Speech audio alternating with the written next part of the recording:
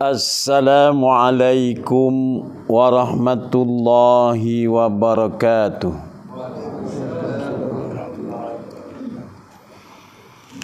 Bismillahirrahmanirrahim. Alhamdulillahi rabbil alamin. Wa bihi nasta'inu ala umurid dunya waddin. Haqqa qadrihi wa miqdaril azim. Subhanaka la ilma lana illa ma'alamtana innaka antal alimul hakim. Wa la hawla wa la quwwata illa billahil aliyyil azim. Rabbi zidna ilman warzuqna fahman. Qala Allah Ta'ala fi kitabihil aziz. Ya ayyuhallazina amanu qu anfusakum wa ahlikum nara. Ila hadratin Nabi Mustafa Rasulillahi sallallahu alaihi wasallam. Wa ila rawahi jami'il kubur minal muslimin wal muslimat wal mu'minin wal mu'minat ala niyati qabulil hajat. Al-Fatihah. A'udzu billahi minasy syaithanir rajim. Bismillahirrahmanirrahim. Alhamdulillahi rabbil alamin. Ar-Rahmanir-Rahim. Maliki yaumiddin. Iyyaka na'budu wa iyyaka nasta'in. Ihdinas siratal mustaqim. Siratal ladzina an'amta 'alaihim ghairil maghdubi 'alaihim waladdallin.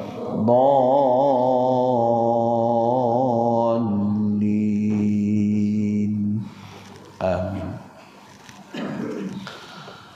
Alhamdulillah, kepada yang dihormati saudara pengacara majlis, yang dihormati pengerusi serta barisan ahli datang kuasa masjid, Al-Fadil, tuan-tuan imam, tuan-tuan Bilal, tuan-tuan guru, bapak-bapak haji, ibu-ibu hajah, bapak-bapak serta saudara-saudara, adik-adik, hadirin dan hadirat, muslimin dan muslimat yang dirahmati oleh Allah Subhanahu wa ta'ala. Pertama-tama pada malam yang berbahagia ini, marilah kita memuji syukur kehadrat Allah Subhanahu wa ta'ala yang mana dengan limpah dan kurnianya dapat kita sekali lagi diberi pinjam umur, diberi kesempatan dan kewarasan oleh Allah untuk sama-sama kita berada di rumah Allah ini, yang mana pihak pengurusan masjid ini ataupun pihak pengurusan kampung ini telah memilih malam ini sebagai malam memperingati sejarah besar junjungan Muhammad sallallahu alaihi wasallam. Tahniah dan sabas diucapkan. Walaupun agaknya lewat satu malam, hari jadinya tu 12 Rabiul Awal, tapi malam ini 13. Itu tak menjadi masalah. Bagi masyarakat ini sedia maklum, tiap tahun angger tahun ya majlis maulid perlu diadakan. Tahniah dan sabas bagi penganjur majlis ini. Dan yang menjayakan pun tahniah dan sabas. Bukan mudah nak melapangkan masa untuk kita sembahyang fardu jamaah dan kita duduk di dalam majlis tazkirah ataupun majlis ilmu. Lebih-lebih lagi malam ni dikatakan oleh orang kampung ni majlis memperingati sejarah besar Nabi Muhammad sallallahu alaihi wasallam. Kalau kita baca sirah junjungan besar, kita pun dah sedia maklum bahawa Nabi Muhammad ini sebagai uswatun hasanah, ikutan yang baik dari segala-galanya. Baik dari segi perbuatan, baik dari segi percakapan, baik daripada tutur kata dan segala-galanya, Nabi Muhammad lah orang yang paling hebat dekat dunia ni. Walaupun kita tak jumpa lagi, tapi agaknya kita rindu. Kita kata orang Jawa kangen. Ini ada gaya agaknya gitu. Jadi Nabi Muhammad sallallahu alaihi wasallam ini adalah memberi rahmatan lil alamin, memberi kerahmatan seluruh alam. Maknanya dengan lahirnya junjungan besar Muhammad ini, bukan sahaja manusia, bukan sahaja haiwan, malah seluruh alam mendapat nikmatnya. Dan kalau kita banyak dalam sebanyak-banyak contoh seri tauladan yang Rasul sallallahu alaihi wasallam tunjukkan, saya nak ambil malam ni satu sunnah Nabi yang mana pada hari Jumaat yang lepas tajuk khutbah kita adalah sambutan Madu Rasul. Kalau masih ingatlah, minggu lepas punya tajuk sembahyang Jumaat iaitu sambutan Madu Rasul. Sebelum itu khutbah Jumaat juga tajuknya sembahyang jamaah. Jadi pada malam ni juga saya akan cuba menghuraikan salah satu sunnah Nabi yang Nabi tak pernah tinggal. Nabi tak pernah tinggal sejak dia diutus Rasul, sejak diutus Nabi hingga dia wafat. Nabi tak pernah tinggal yang namanya sembahyang jemaah. Jadi agaknya sunnah yang tak pernah ditinggal oleh Nabi ni, pada malam ni kita ambil satu je jadilah. Kan kita usah banyak-banyak tu kita nak cerita. Kalau yang satu ni, sebab apa? Sebab yang satu ni kalau kita berjaya, insya-Allah kita akan berjaya dunia dan akhirat. Sebab itu di awal cerita tadi kita ada menyebut a'udzubillahi minasyaitonirrajim, ya ayyuhallazina amanu qu anfusakum wa ahlikum nara. Wahai orang-orang yang beriman, peliharalah diri kamu dan keluarga kamu daripada api neraka. Nak jaga diri, nak jaga keluarga daripada api neraka, sudah barang tentu kena jaga sembahyang. Nak jaga sembahyang, sudah barang tentu yang wak lanang hukumnya fardu, walaupun kifayah, dia kena kat masjid atau surau jemaah.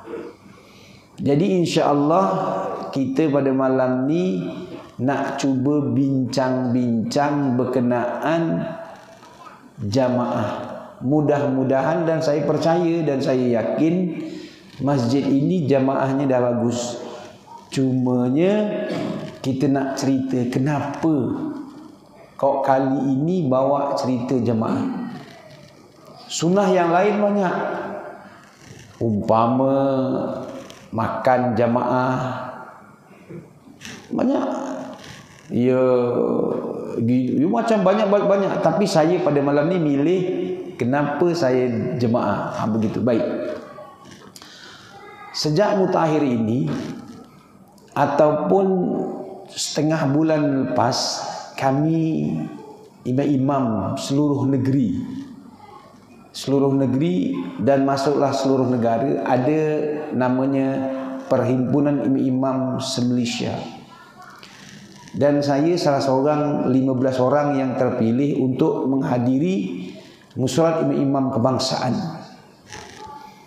Antara saranan daripada pihak JAKIM, daripada pihak kebangsaan, supaya mengiklankan lebih kuat cerita sembahyang, lebih-lebih lagi yang namanya sembahyang subuh. Mudah-mudahan dengan iklan yang begitu besar, kita akan munafaatnya seluruh negara, negeri, kampung, diri dan keluarga. Jadi agak ada kesempatan itulah, maka kali ini saya nak ajak tuan-tuan berbincang ataupun bercerita berkenaan sunnah Nabi yang tak pernah ditinggal oleh Nabi kecuali dia telah wafat. Tuan-tuan yang dirahmati oleh Allah Subhanahu wa taala, nampaknya kecil tetapi peranannya besar di dalam kita nak mengimarahkan rumah Allah ini. Rupa-rupanya orang yang hadir ke rumah Allah ini untuk disembahyang, dia mendapat pahala yang begitu besar. Kita semua tahu darjahnya 27 darjah hingga lebih. Tetapi yang saya bawakan pada malam ni, insya-Allah, selain daripada kita dapat sembahyang berjamaah yang begitu, kita mendapat 30 jenis, bukan sedikit, 30 jenis pahala yang kita dapat. Jadi kalau kita tak buat, kita rasa rugi. Kenapa rugi? Kerana Nabi SAW laksanakan yang ini. Sebab itu kita kena ambil ibrah, ambil pengajaran Nabi SAW. Apabila para sahabat bagaimana dia penghayatan ibadah yang namanya jamaah. Ada satu orang tu yang bernama Saiban, sanggup berjalan daripada rumahnya, dari rumahnya nak ke masjid itu 3 jam lamanya. 3 jam berjalan baru sampai dekat Masjid Madinah. Itu dikatakan tiap-tiap waktu dia sembahyang berjamaah. Satu masa subuh, Saiban biasanya duduk dekat penjuru ujung sana. Jadi Nabi tengok Saiban kok tak datang, belum hadir. Nabi tanya, adakah siapa di kalangan rakan-rakan atau sahabat-sahabat yang tahu Saiban ni kenapa? Masing-masing tak tahu. Setelah ditunggu tak datang juga, Nabi pun sembahyang subuh. Selepas sembahyang subuh, Nabi pun rasa kebimbangan di hati dia. Tanya kat sahabat, ada tak di antara kamu yang tahu di mana rumah Saiban? Ada seorang sahabat tahu, ya Rasulullah. Pergilah Nabi SAW mengikut kisah ni. Nabi pergi dengan rombongannya. Rombongan Nabi ini tidak kurang daripada 4 orang. Maknanya lebih daripada 4 orang pergi tengok. Sesampainya di rumah sana, mengikut kisah itu, perjalanan Nabi SAW itu daripada Masjid Madinah ke rumahnya itu ialah masa afdal sembahyang duha, kira-kira perjalanan 3 jam. Sesampainya di sana, Nabi pun beri salam. Beri salam dekat rumah tu. Dia kata, adakah ini rumah Saiban? Ya, jawab seorang perempuan yang keluar. Kata dia, tuan datang daripada mana? Katanya Nabi, dia datang daripada Madinah nak tengok Saiban. Kenapa tak datang sembahyang subuh pagi tadi? Apa isterinya jawab? Ya Rasul, Saiban tidak pergi sembahyang jemaah pagi tadi kerana dia telah kembali ke rahmatullah. Saiban tiap-tiap hari sembahyang jemaah kerana pagi itu dia tak pergi sembahyang subuh. Kerana apa? Kerana meninggal dunia. Agak-agak kita tuan-tuan dengan kemudahan yang ada, dengan dekatnya rumah kita, agak-agak macam mana? Masing-masing dia ngelus dada masing-masing lah, masuk yang cakap ni. Begitu. Jangan cerita orang je, kita cerita kita. Mampu tak? Lebih-lebih lagi sembahyang subuh. Dan wak wedok pun ataupun orang perempuan pun terasa, suami aku pergi ke tidak? Anak-anak laki-laki aku pergi ke tidak? Kalau pergi, alhamdulillah. Kalau tak pergi, usahakan bagaimana supaya suami aku, wak lanang aku ni pergi. Dan wak lanang kalau dah pergi, usahakan anak-anak lelaki aku pergi. Kerana amalan ini Nabi tak pernah tinggal seumur Nabi kecuali wafat. Sahabat Nabi pun begitu juga. Jadi contoh Saiban ni tadi, maka dia kata pagi tadi meninggal dunia ni pun belum dikebumi-bikan ya Rasulullah. Cuma yang menjadi miskil bagi kami seisi keluarga, ketika Saiban meninggal dunia ini, dia mengaduh 3 kali. Sepatutnya agaklah menjadi kegembiraan bagi satu keluarga kalau orang nak meninggal menyebut kalimah la ilaha illallah ataupun kalimah Allah ataupun kalimah-kalimah thayyibah, agak kita rasa senanglah. Tapi Saiban ini dia merasakan keluarganya, Saiban meninggal kok tak cakap la ilaha illallah, tak berkata kalimah-kalimah yang baik. Dia menyebut, aduh, kok tak lebih jauh. Dia punya perkataan. Yang kedua, aduh, kok tak baru, kok tak yang baru. Dan yang ketiga, aduh, kok tak semua set ninggal. Cakap macam gitu tu, kok tak jauh, kok tak yang baru, kok tak semua meninggal. Jadi keluarga menjadi miskin. Apa pasal ni? Apa pasal jadi macam ni kata dia? Nabi SAW pada ketika itu membacakan ayat Al-Quran surah Qaf ayat yang ke-22. Dia punya mafhum dia lebih kurang, tuan-tuan. Manusia ni ditutup pandangannya.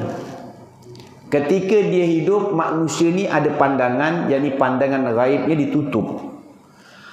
Apabila satu ketika masanya sampai, maka ijab pandangan akan disingkap. Mata kita ini akan diangkat dan disingkap. Disingkap itu terbukalah pandangan-pandangan halangan ghaib ini dibuka. Pada masa itu hampir-hampir orang nak meninggal dibuka hijab.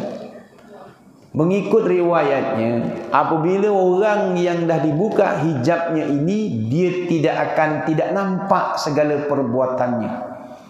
Masuklah Saiban tadi, ketika dia nak meninggal dunia, dia nampak kelebihan dia pergi sembahyang berjamaah, jalan kaki selama 3 jam itu, dia punya ganjarannya begitu besar.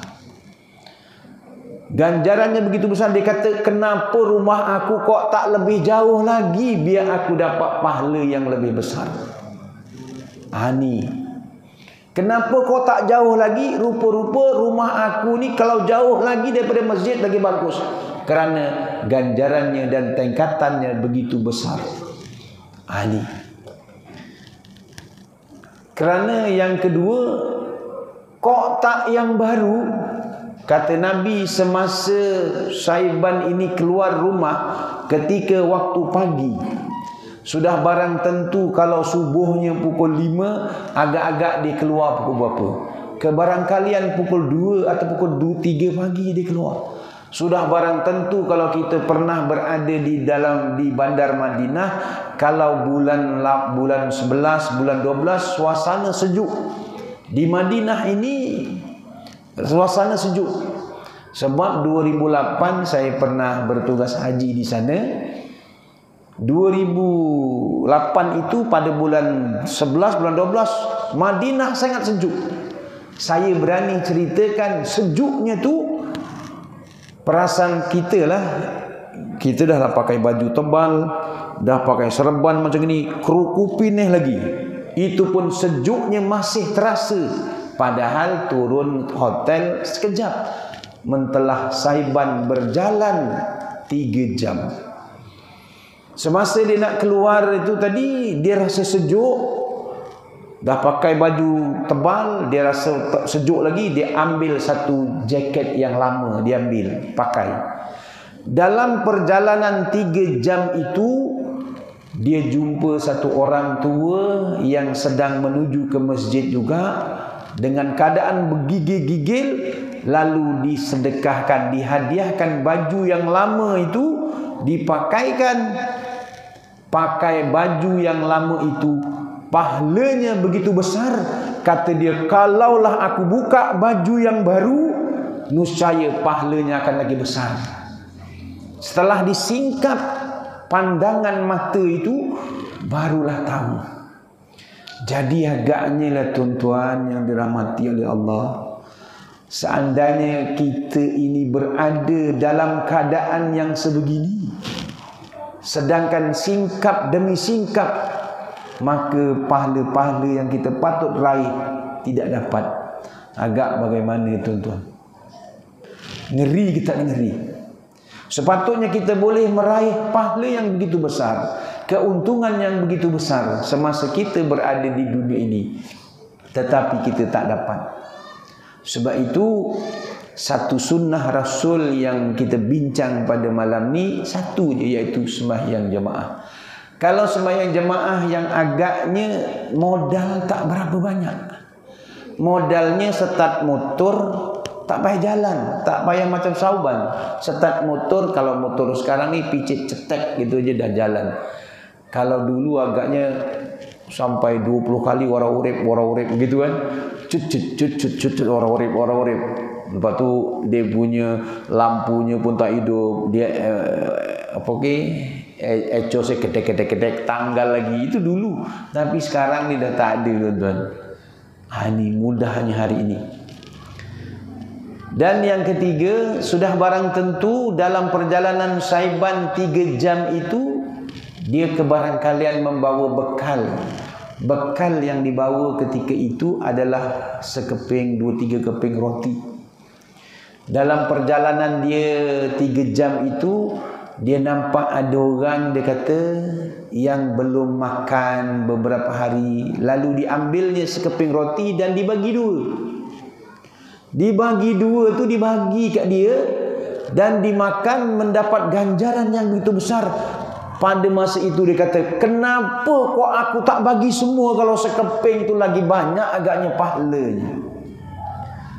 Jangan kita menyangka tuan-tuan, ibadah yang begitu kecil rupa-rupanya besar. Pada masa itulah dia kata, aduh kok separuh, kalau semua kan bagus. Ibrah daripada cerita ini tuan-tuan, kalau tadi kenapa jaket yang buruk dibagi? Sebab itu kita kalau nak menghadiahkan sesuatu kepada orang tu, hadiahkanlah yang terbaik, yang kita sayangi, yang kita suka. Jangan kita dah tak nak, engkau ambil lah. Jangan. Itu ibrahnya. Kenapa? Kita tahu bahawa yang terbaik itulah yang akan nilainya dinilai oleh Allah Subhanahu wa taala.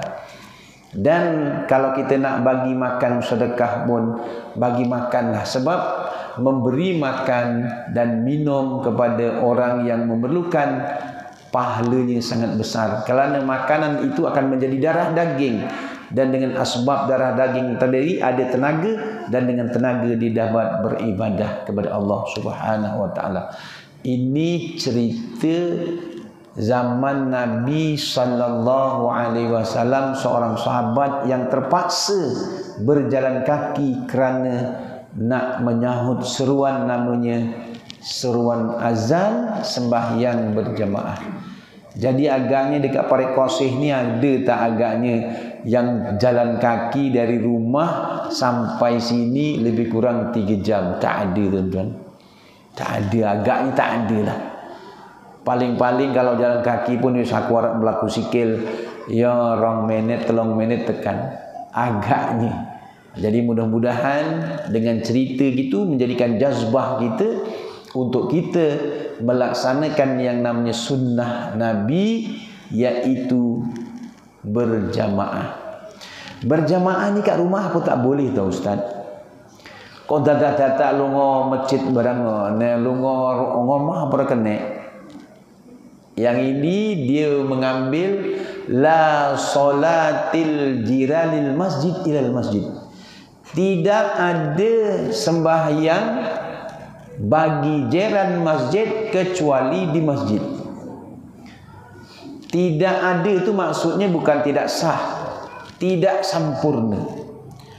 Orang sempurna nek jiran ning masjid kui sembahyang ning omah walaupun berjamaah, kata di situ, kata hadis itu tidak sempurna orang yang jiran masjid tetapi dia tak sembahyang ke masjid, tak sempurna.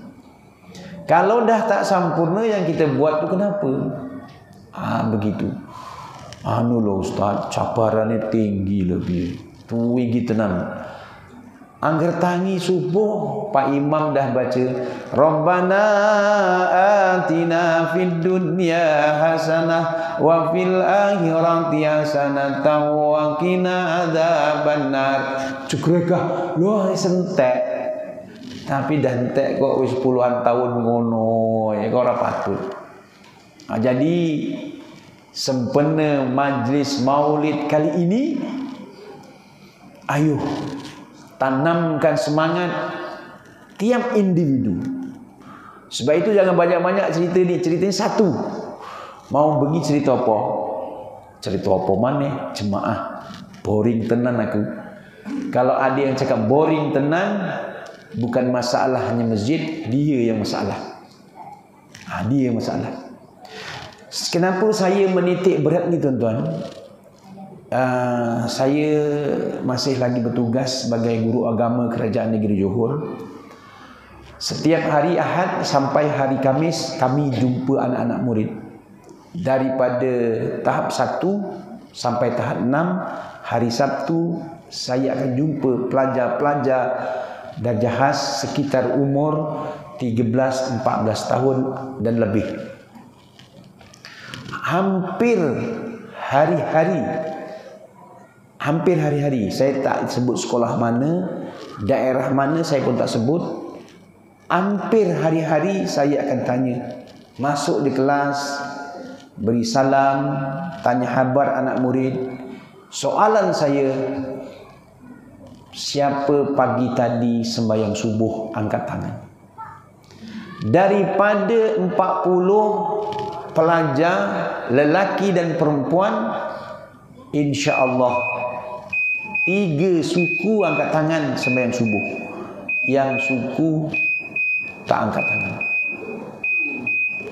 Rata-rata. Baik darjah 1, baik darjah 2 sampai darjah khas. Asal hari Sabtu, asal saya masuk, soalan cepu emas ini akan keluar. Dia suka ke tak suka, saya akan cakap. Pagi tadi anak-anak murid Ustaz, berapa orang yang sembahyang subuh duduk, yang tak sembahyang subuh diri. Jadi apabila dah masuk waktu, kita bagi laluan azan, insya-Allah jangan ke mana-mana. Alhamdulillah, tuan-tuan, puan-puan, hadirin dan hadirat, muslimin dan muslimat yang dirahmati oleh Allah. Sambung sikit lagi insya-Allah. Sikitnya itu berapa minit wallahu alam lah. Saya tengok Pak Imam kalau dia dah sejuk gitu kita berhentilah. Gitu. Kalau selagi Pak Imam kata senyumnya ngangguk-ngangguk lagi, kita jalan terus. Tuan-tuan, soalan itu ni sambung cerita tadi. Rata-rata kata orang Jawa, rata-rata yang bagus tu memang kita kan tengok anak murid kita kenal. Asyik budak ni je yang ke tangan. Dalam 25% tu budak tu je lah. Yang rajin memang rajin. Soalan kedua, dari seramai-ramai ni yang sembahyang jemaah dekat masjid berapa orang? Ini daripada 40 pelajar dari Jahaz, laki-laki dan perempuan. Nak cari angkat tangan 3 orang tuan-tuan laki-laki payah. Selalunya 1-2. Itulah budaknya. Yang lain mesem. Ini Jahaz, kita Jahaz dah besar sikit. Yang kecil tak apalah, yang dah ada Jahaz, misai dah nak tumbuh, suara pun dah berubah, dah boleh jeling-jeling kawan-kawan, begitu. Pasal dah ada Jahaz. Bang, kenapa kau tak pergi sembahyang subuh berjemaah? Cakaplah terus terang dengan ustaz. Ini antara jawapannya, lambat bangun, mak tak kejut. Yang paling seronok sekali, ustaz, saya tiap minggu tanya ustaz soal macam ni, sedih saya. Kenapa pula sedih? Bapa saya pun tak pergi ustaz. Bapa engkau pun tak pergi? Yang menyedihkan lagi, bapa saya pun tak sembahyang ustaz. Ini pengakuan jujur anak-anak murid.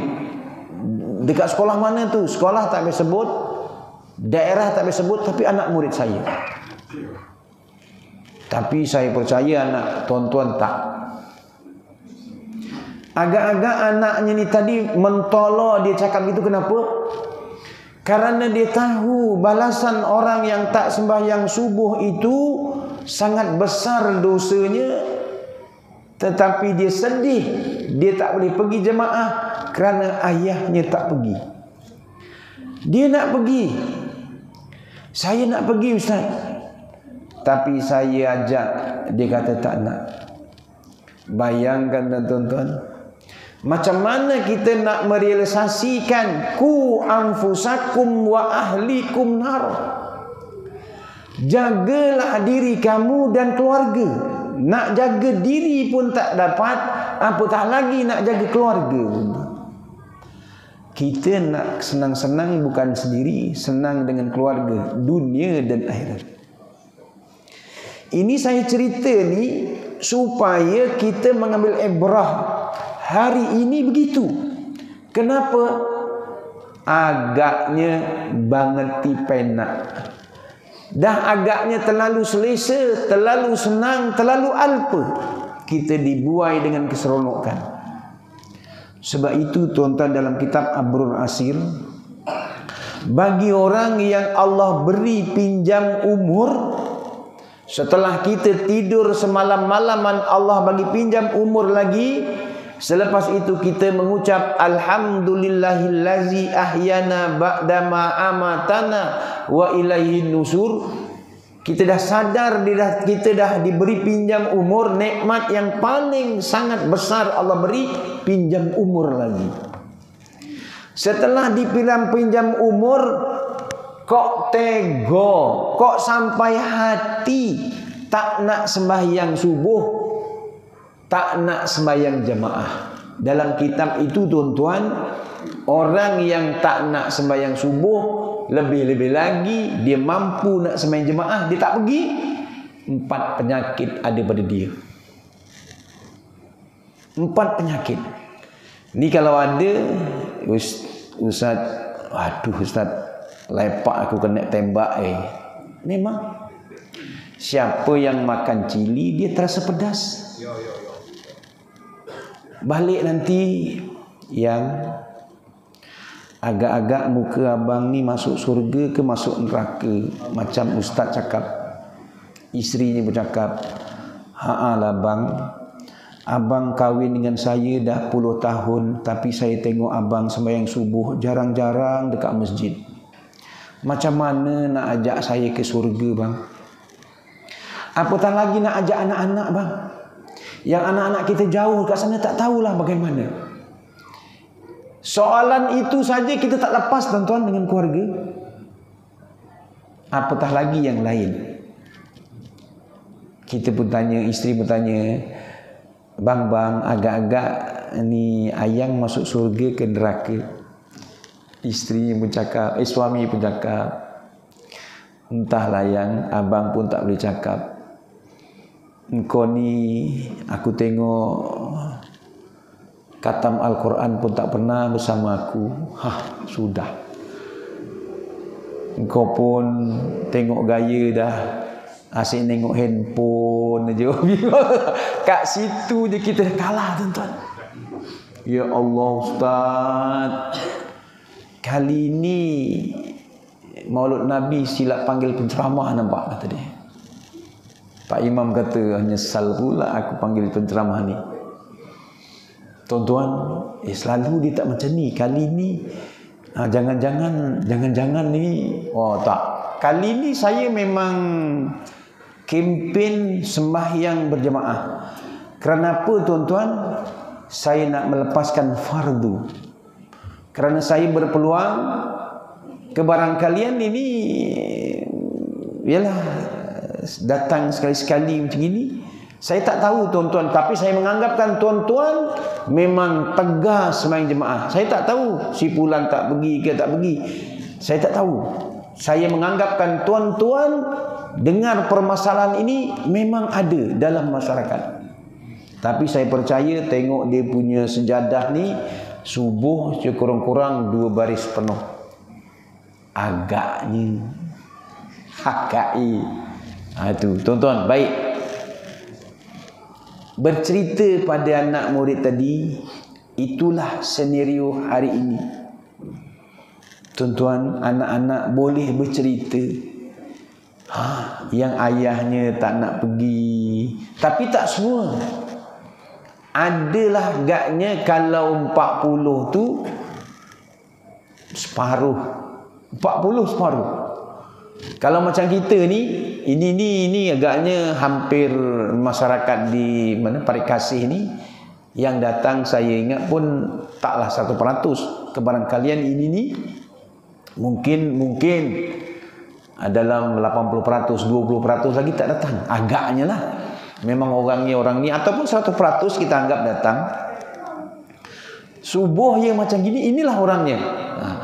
Jadi Pak Imam besok tengok subuh pagi besok. Sopo sing ora tekoi. Nak tengok realitinya, masuk hati tak masuk hati. Ini Maulud Nabi kali ini lain pesen nampak. Berjaya tak yang isteri tanggungjawab dia, bang, dulu dah tarhim, lu dah azan bang, pergi bang. Cakap lembut-lembut, cakap baik-baik. Jangan cakapnya nengking. Isteri cakap, "Bang, tak dengar ceramah tadi malam. Dah tua, tak sedar diri. Rumah kata pergi, kubur kata mari. Tak faham-faham orang tua ni." Jangan tuan-tuan. Orang perempuan dengan suami cakapnya lembut, jangan sampai menyakiti hati dia. Pernah Nabi SAW, ni kelemahan saya tu, menyempang tu. Pernah Nabi SAW pergi rumah Fatimah. Fatimah tu anak Nabi. Dia berkahwin dengan Sayyidina Ali. Fatimah sedang mengelilingi Sayyidina Ali itu, mengeliling, merayu. "Bang, Abang Ali minta maaf lah abang." Begitu. Bapaknya datang. "Kenapa kau buat macam ni? Saya nak minta maaf dengan suami saya Sayyidina Ali ni. Dia dah buat salah. Salahnya taklah besar sangat. Salah, tapi minta maaf." Apa kata Nabi? "Wahai Fatimah, engkau ni putriku. Seandainya tidak ada keampunan suami kamu, Niscaya apabila kau mati tidak dapat keampunan suami, aku tak akan menyolatkan kamu. Nak gambarkan betapa mulianya isteri, betapa mulianya suami terhadap isteri. Kemuliaan itu janganlah mentang-mentang mulia macam gitu, sewenang-wenangnya dia. Gitu. Jadi sebab itu orang perempuan ini nak cari surga, carilah surga dengan suami dia. Senyum je dapat pahala. Dapat pahala tuan-tuan 4. Ini nak tengok, nak cari pahala mudah, senang 4. Tengok Kaabah. Nak tengok Kaabah, tuan-tuan rumah Mekah satu waktu. Tak apa. Nek gambar Kaabah, ada gambar Kaabah tak boleh. Dia mesti tengok Kaabah. Tengok Kaabah itu dapat 100 rahmah. 100. Tengok dapat. Lagi satu, tengok dapat pahala, tengok Al-Quran. Tengok Al-Quran. Mana Al-Quran? Tengok. Sebab itu kalau dapat rumah dekat nak masuk je, taruh atas meja. Tempat meja kita selalu duduk, kita taruh Al-Quran. Duduk je, tengok Al-Quran, dapat pahala. Ustaz, saya ambil yang itulah Ustaz. Nengok je. Nengok je dapat. Tak baca, dapat nengok je lah. Dapatlah tak pahala, tapi dapat sikit. Apatah lagi pegang, apatah lagi baca, apatah lagi ditadabur dan dihayati. Tengok yang kedua, tengok yang ketiga, dapat pahala. Tengok ayah, tengok ibu. Bagi yang mereka dah ada lagi, tengok ayah, tengok ibu dengan pandangan yang kasih sayang, dengan pandangan kemesraan, dengan penuh kerahmatan. Kita tengok mak kita tengok ayah kita dengan pandangan kasih, dengan pandangan kasih sayang walaupun dia dah tua. Sebab engkau lah aku berada di dunia. Sebab itu tengok ayah dan ibu dapat pahala. Bagi yang tak ada ayah dan ibu, nak tengok macam mana? Tengok adik-beradik dia. Tengok adik-beradik bapa sama dengan tengok ayah. Tengok adik-beradik mak sama tengok ayah. Kalau semua dah tak ada Ustaz, adik-beradik dia dah tak ada, tengok adik-beradik kita yang tua sama dengan tengok, kalau lelaki ayah kita, kalau perempuan sama dengan tengok mak kita. Adik-beradik. Sebab itu silaturahmi ini sangat besar fadilat. Ni maknanya cerita silaturahmi lain kali. Cerita jemaah dulu. Dan tengok yang keempat dan pahala, tengok suami dengan pandangan kemesraan. Tengok suami. Buat wedok balik nanti tengok suami. Dah buang tebiat agak isteri aku ni. Isteri tengok, suami tengok isteri dengan pandangan kasih sayang. Jangan pandangan geram pula. Geram betul tengok orang tua ni tak mati-mati pula. Sudah. Jangan. Jadi tengok suami isteri dapat pahala, pandang dengan pandang kasih sayang. Sebab itu semua dapat pahala. Ini tuan-tuan yang dirahmati Allah. Baik. Cerita sembahyang jemaah tadi saya pun cakapkan dapat 30 pahala. Saya baca je. Tuan-tuan datang sembahyang berjamaah di masjid atau surau, pahala yang pertama tuan-tuan dapat pahala sahut seruan azan. Tadi Pak Bilal kan sahut azan. Allahu akbar, Allahu akbar. Wah, dengar jauh. Mesti dia punya lagu dia lagu seruan. Apa ada orang azan Allah, patut terturun. Asyhadu an la ilaha illallah. Tidur. Ayyalam salat. Watuk lagi. Habis tu watuk pula je. Nada tu dia mesti nada ras. Ayyalam salat. Macam gitu panggil. Alah ustaz, pengok kaya apa? Sing teko wong telu ustaz. Keren aku. Tak apa. Yang nyeru tak apa. Dapat lain. Yang tak datang tu. Antara tuan-tuan kelebihan orang yang tak nak datang, ini kelebihan orang tak nak datang dengan azan. Besok telinganya dia dituang tembaga cair yang panas tu. Nak tak nak? Ayo. Ya kapok. Sopo sing ora gelem teko, aku wis ngomong. Gini cakap Jawa je lah ni, bloko je lah. Itu cakap kasarnya lah. Wong Jawa kan kasar. Kowe ora gelem teko kapok diteleri. Apa yo ora? Apa yo ora maknanya tidak beriman dengan perkara gaib atau perkara sam'iyah. Ini berkenaan dengan tauhid. Baik, dua. Yang tadi pahala seruan azan. Nombor dua, pahala melangkah ke masjid. Aku orang melangkah, Ustaz, aku numpak kereta, numpak motor. Walaupun dia numpak kereta, walaupun dia numpak motor, dikira langkah. Satu langkah diberi ganjaran pahala surga. Pahala naik darjah. Sebab itu kata Saiban tu, kenapa rumah aku kok tak jauh lagi? Kan kita dulu kan masa-masa buka kampung tu kan, pengen aku arah omah cepat-cepat masjid, pen-penak lungo masjid. Mbasanu wis tenan omah cepat masjid, azan keblablas. Itu gitu. Baik, nombor tiga. Tadi nombor tiga, pahala masuk masjid. Dapat masuk masjid ni tuan-tuan dapat pahala. Ada peraturan dia, masuk kaki kanan, keluar kaki kiri. Kemudian yang keempat, pahala melangkah kaki dengan kaki kanan. Yang kelima, pahala masuk masjid, dapat lagi. Yang keenam, pahala sembahyang sunat tahiyatul masjid. Kalau ada peluang, ada masa lagi, sembahyang belum ada, sebelum dilaksanakan, sembahyang tahiyatul masjid. Kalau tak sempat Ustaz, tapi kalau ada majlis ilmu yang macam gini, kita nak sembahyang tahiyatul masjid ke nak terus duduk Ustaz? Kalau ada majlis ilmu, dalam kitab Abrul Asir disebut suruh duduk membaca subhanallah walhamdulillah wala ilaha illallah Allahu akbar 4 kali. Jangan sembahyang pula mentang-mentang ada majlis ilmu dia terus ke depan Allah kaya usuk gitu. Jangan pula, dia ada peraturan dia. Okey, baik.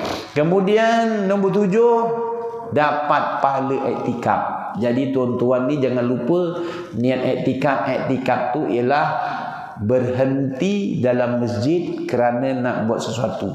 Dalam kitab Muta' al-Badrain al-Bahrani, kalau lalu daripada pintu sana ke pintu sana tak dinamakan iktikaf, itu lalu saja.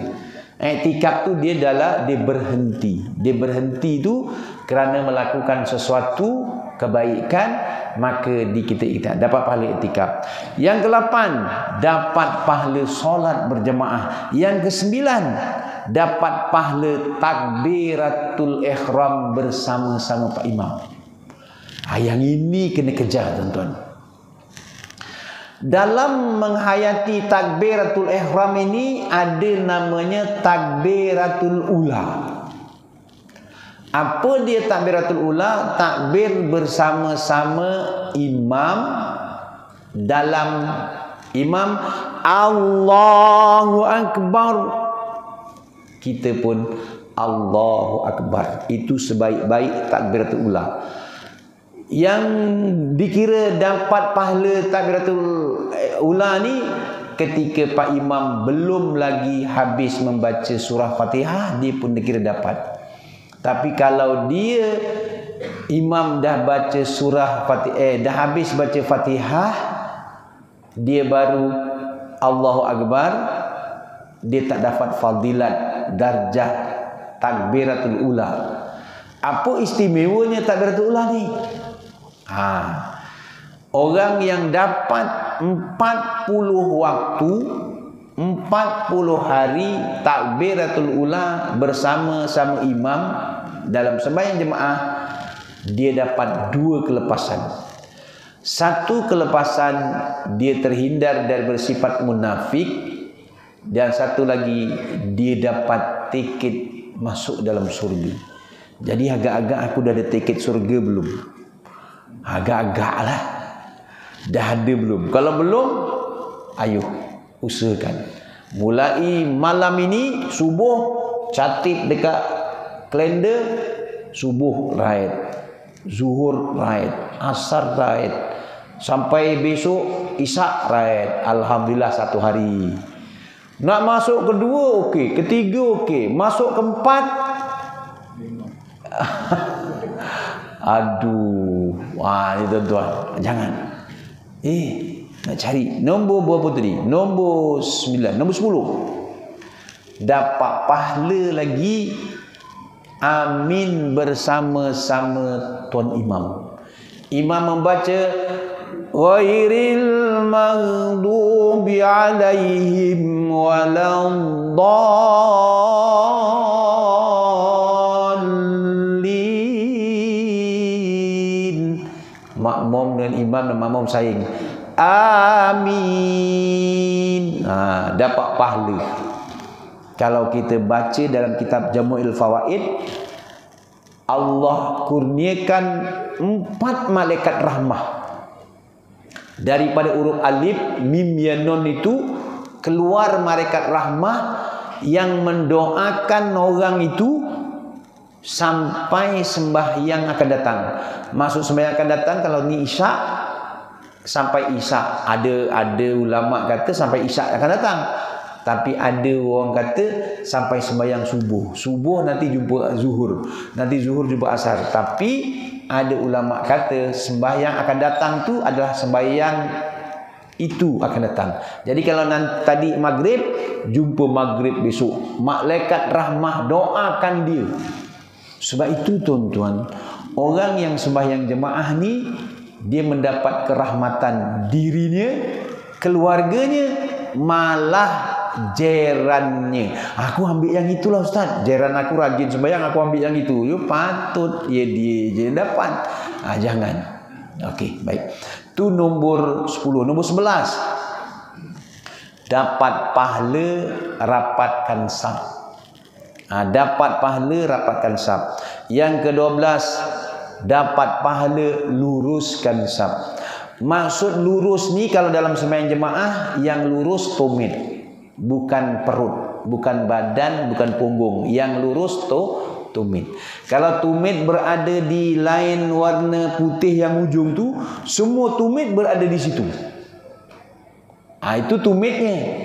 Ini keluar dalam peperiksaan imam-imam kerajaan negeri Johor dalam soalan-soalan ni. Bagaimanakah kaedah mencari kelurusan dalam saf? Kosong. Jawabnya apa ni? Bingung iku apa tu? Ustaz, iki apa lagi? Sejadah apa-apa? Tumit. Pelik tumit. Iya, tumit. Jawapannya tumit. Right, 10 markah. Tuan-tuan, itu masuk peperiksaan imam. Tahun berapa saya lupa. Kenapa Ustaz kau tahu? Lah saya juga periksa. Alhamdulillah saya ingat masa belajar dulu cikgu saya cakap lurus saf tumit. Yang ada dah diberitahu ni, dia nanya, aku naik periksa aku sebelah Ustaz Sahli penak napa niru. Wis diomongi iki apa? Tumit. Dia tak faham. Dah diberitahu jawapan, dia kata kita macam bohong. Tuan-tuan, iya, budak-budak pun gitu tuan-tuan. Budak-budak periksa ni kadang-kadang tengah periksa akhir setengah tahun dah tu kita raid. Jenis budak yang tak tahu nulis, dia tak tahu nulis, tak tahu baca, dia bagi kawan dia bagi, dia pun tulis je lah. Jadi yang raid saya. Tengok bunyinya minta maaf saya cakap. Tai dalam jamban, tai besar, macam-macam ditulis. Soalannya lain. Jawapan saya kata ini okey. Kita settle tepi, besok masa postmortem kita akan cakap. Ini siapa ni? Ini cakap betul-betul ni awak niru siapa? Niru dia Ustaz. Kau tahu tak apa yang kau tulis? Dah nangis. Engkau buat dua kesalahan. Satu niru, satu memberi jawapan. Gak memberi jawapan tu pengor jawapannya. Dahlah orang ni tak tahu, engkau bagi jawapan macam gitu. Engkau lebih teruk daripada dia. Orang ni memang dah tak tahulah. Dia nak ikhtiar kan. Ikhtiar dia. Tapi dia pusing nulis. Itulah orang tak tahu, tuan-tuan. Tuan-tuan, rupa-rupa orang tak tahu ni bahaya. Allahu Akbar. Ni dah lajak jauh ni, tuan-tuan. Jadi kerasanya saya pun faham, tuan-tuan, asyik dah lentuk sana lentuk sini, tombang sana tombang sini. Pak Imam pun dah jigang apa, saya pun faham. Saya pun faham, nasi pun dah sejuk nanti Pak Imam. Masing-masing belum makan. Tapi jangan dihidang dulu, tuan-tuan. Tapi kalau makan dah hidang, makruh sembahyang. Jadi kalau tuan-tuan nak cepat makan, hidang sekarang kita makan. Lepas tu baru sembahyang. Boleh. Tapi syaratnya belum dah dihidang lah. Tapi kalau belum dihidang, nanti lepas sembahyang nanti baru hidang. Begitu. Jadi saya setakat ni sajalah. Yang ini tadi baru sampai nombor apa, insya-Allah lah, agaknya entah bila lagi nak sambung, wallahu alam. 30 loh Ustaz, macam mana nak diceritakan dalam masa satu malam. Jadi mudah-mudahan sunnah Nabi yang satu ini kita akan pegang. Ayuh, bertekad, alangkah indahnya hari ini Maulid Nabi. Ustaz cerita apa? Semain jemaah. Apa diharap? Dapat merealisasikan keluarga kita. Masuklah saya. Mudah-mudahan. Jadi tuan-tuan yang dirahmati Allah, kalau ada salah dan silap, saya mohon keampunan dan kemaafan. Kalau ada tergerak hati di sana sini, mohon keampunan. Mudah-mudahan sedikit pertemuan kita manfaatnya banyak, sama ada di dunia dan akhirat. A'udzubillahi minasyaitonirrajim. Subhanakallahumma wa bihamdika asyhadu an la ilaha anta astaghfiruka wa atubu ilaik. A'udzubillahi minasyaitonirrajim. Bismillahirrahmanirrahim. Wal 'asri innal insana lafi khusr illa allazina amanu wa 'amilus solihat wa tawashaw bil haqqi wa tawashaw bis sabr. Shadaqallahul azim. Aqulu qauli hadza astaghfirullahal azim li wa lakum wa li sairil muslimina wal muslimat wal mu'minina wal mu'minat. Wassalamu alaikum warahmatullahi wabarakatuh.